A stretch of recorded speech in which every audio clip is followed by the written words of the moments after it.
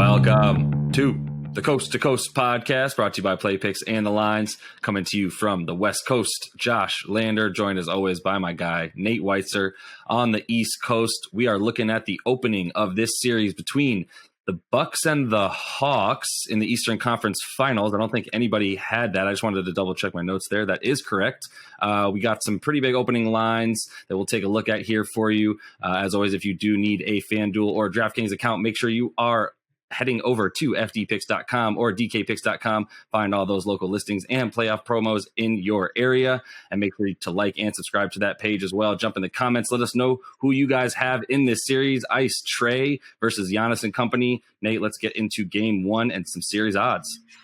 Yes, Josh. Today's word is disrespect, as in what the Hawks get all season and through these playoffs. And I'm sure Trey Young and company have been looking at these lines. They opened as 7-point dogs for game one. It's now up to 8 points. The Bucks are minus 305 on the money line. They're minus 525 to win the series.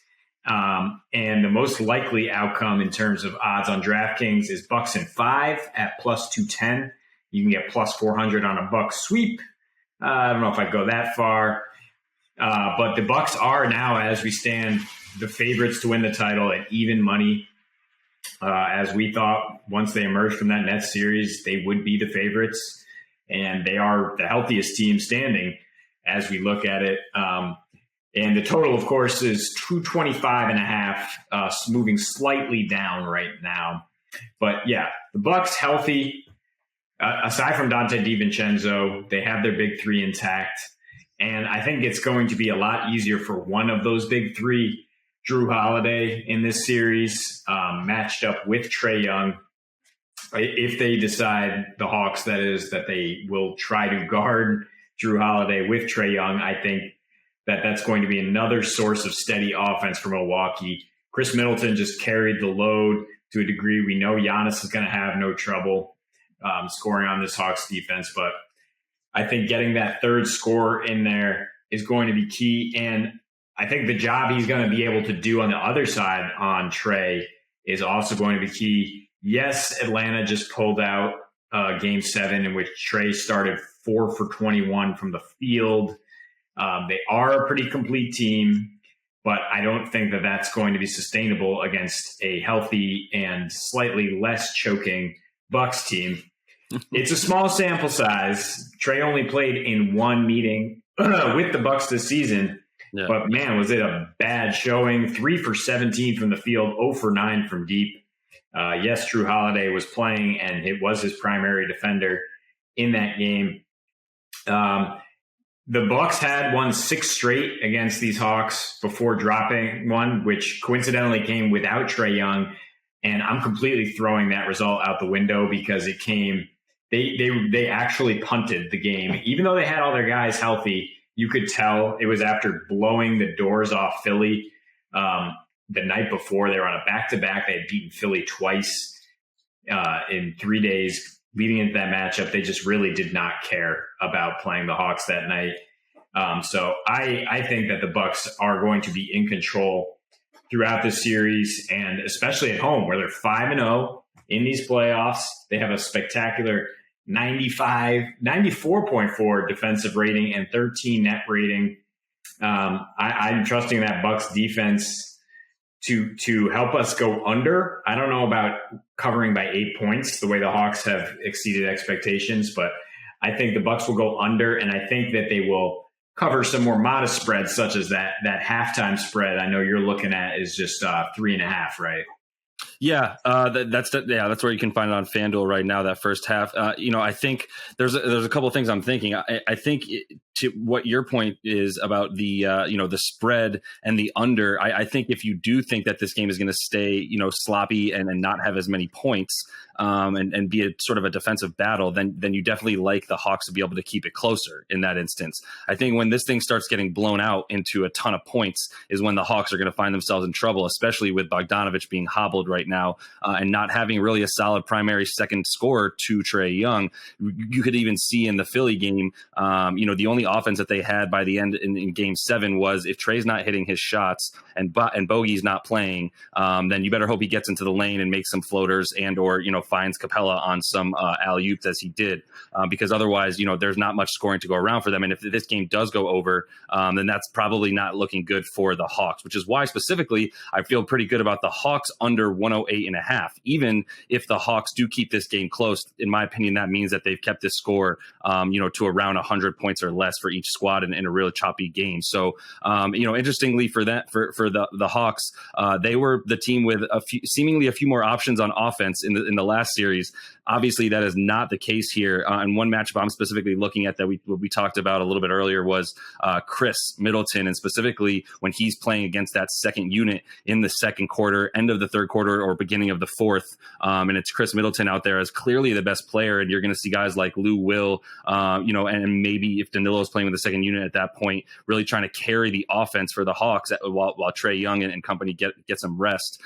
So I'm a little bit worried about the Hawks' ability to score points, and I feel good about Chris Middleton. Actually, a couple props I would consider with him: either 25 points and a win for the Bucks gets you plus 152 on FanDuel, or if for plus 118 on your money, you can get Chris Middleton three 3-pointers made and a Bucks win as well. A couple of things I would eye there. And then to your point, yeah, like I said, I like that Bucks to come out strong really early, and then I think Trae Young and team will show us a lot of that same punch and that fighter's mentality that they use to come back from a ton of double digits deficits against the 76ers.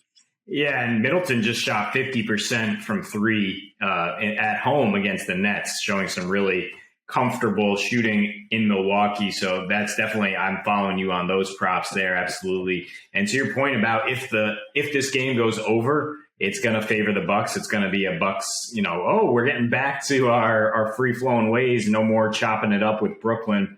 So that would be something to consider, is the money line with the Bucks and the over at plus 150. Yeah. But both of these teams, they've been playing some great defense lately. 9 of the 12 playoff games for Atlanta have gone under, and 4 of the last 5 meetings between these teams have gone under.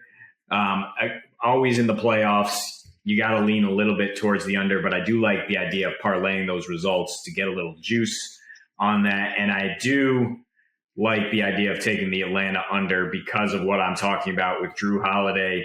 Yep. Recognized as one of the best on-ball defenders in the NBA.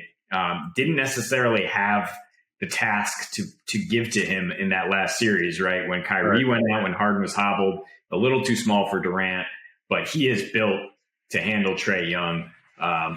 And I think that's going to be the difference in this series. Yeah, I know that's a matchup that you're eyeing heavily, and we'll see how that translates for Drew Holiday on the offensive end as well. Like you said, who's going to be guarding him when Trey's on the floor? Are they going to stick Trey on PJ Tucker in the corner, or how's that going to go? But the other thing I would say right now that's interesting about a futures bet there is Giannis and his actual finals MVP. I always think it's interesting to see that it's actually at around even money, plus 110 for him to be the NBA Finals MVP. So as you mentioned, Milwaukee is getting all of the respect. Atlanta continues to get none of it, which is nothing new for Ice Trae, being the shortest guy, told he probably can't make it for the entirety of his career on the way to the NBA. We'll see what happens in that series. Game 1 is going to be definitely something to keep an eye on, as Atlanta was able to come out and win Game 1, surprise Philly in that last series. So we'll see if they're able to keep it up on the road. They haven't had much. So hold on, if Giannis is even money, what's Chris Middleton? Plus 2,500 to win Finals MVP. That's a value bet right there. Who can close? Chris Middleton. And we'd be remiss if we didn't mention Red Velvet before the show ended, right? Thank you. Kevin Huerter, I wish I had put all the money on him in Game 7 to go over 12.5 points. Obviously, he had a team high 27, and his prop is only 13.5 for this game. Bogdanovich is basically not playing. And Trae Young's going to have a tough matchup, as we mentioned. So absolutely hammer that over on 13.5 points for the toast of Atlanta. It's a great point. We'll see who is actually able to stay in front of Kevin Huerter. Never thought we would actually say that, but we'll see what happens. I mean, he came up big in that game, and with Bogey out, or at least hobbled, as we said, expect Kevin Huerter to be leaned upon to continue to carry the load, especially if Trey's not shooting with Drew on him. So thank you. That's a great call, as we mentioned, without Bogey especially. Good to bring up Red Velvet there. That is all the time that we have, y'all. We will be back with another show, as there's only 2 series left in the NBA playoffs. Make sure you like and subscribe to that page. Jump in the comments, and we'll be back soon. And until then, happy betting.